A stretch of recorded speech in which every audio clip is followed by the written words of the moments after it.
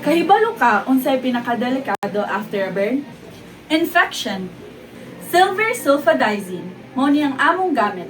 Silver sulfadizine usa ka topical antimicrobial para ni sa second ug third degree burns para mapugnan ang bacterial growth. Pero ayaw gamita kung naay sulfa allergy, dili pud ni angay sa newborns ug kinahanglan gyud og medical advice.